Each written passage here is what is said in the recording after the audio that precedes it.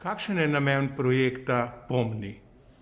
Namen projekta Pomni sta v bistvu vsaj dva glavna. Prvi je ozaveščanje slovenske populacije o problematiki demence in o tem,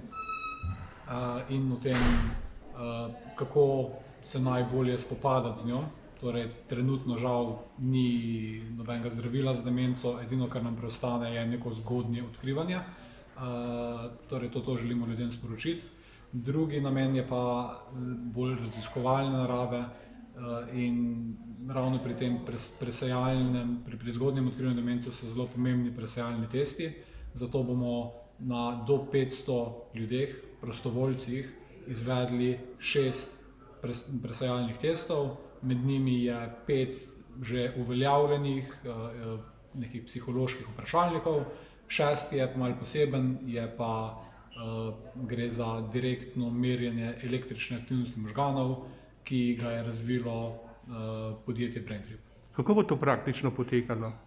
Praktično bo potekalo tako, da zbiramo na spletni strani www.pomni.si prijave in potem bomo izmed teh prijav zbrali nek reprezentativni vzorec ljudi.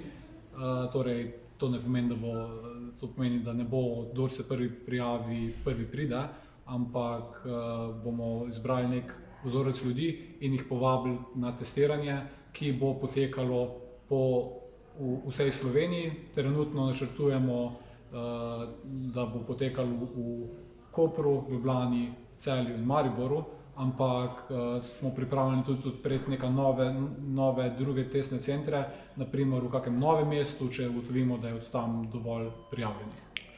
Kaj želite ugotoviti s tem testi? S temi testi v bistvu želimo ugotoviti, kako so dobri. Torej, želimo primerjati same teste med seboj, kako zelo se rezultati testov skladajo en z drugim in potem tudi, kako je ta naš novo razviti test, ki temelji na merjenju električne aktivnosti možganov, kako se ta primerja z njimi. In ko boste to ugotovili, kaj boste storili s temi rezultati? Mi upamo, s temi rezultati želimo več stvari narediti. Eno je zagotovo, da se objavi nek znanstveni članek iz teh rezultatov, zato da celotni svetovni populaciji, ne samo slovenski, predstavimo, kaj so naše ugotovitve in upamo potem, da se na podlagi teh rezultatov tudi naprej v zdravstvu začenjajo delati neki premiki, zato da se presejalni testi, ki se najboljše obnesejo, bolj pogosto uporabljajo oziroma da se ustrezno uporabljajo.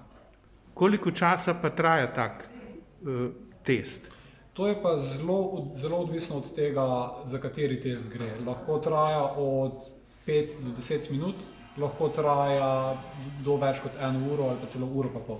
In nekateri ti daljši testi so velikokrat zelo izčrpujoči in tako za osebo, ki izvaja test, tako kot tudi za osebo, ki opravlja test. Zato želimo tudi pri trajanju to čim bolj skrajšati. Torej, da se v roku pol ure nek v redu zelo soliden presejalni test lahko izvede, ki bo dal veliko informacij in ustrezno klasificiral. Kdaj se bo to pričelo? Pričelo se bo pa v začetku aprila. Kdo je organizator vsega tega? Torej, organizator je podjetje Braintrip oziroma bolj koordinator. Drugače pa projekt Pomni je sestavljen iz številnih partnerjev. Torej, v bistvu gre za neko partnersko zvezo, vseh različnih akterjev v Sloveniji, ki želijo nekako doprinesti k zgodnejšemu odkrivanju demence in ozaveščanju o demenci. Testi so brezplačni in prostovoljni, ne? Brezplačni in prostovoljni.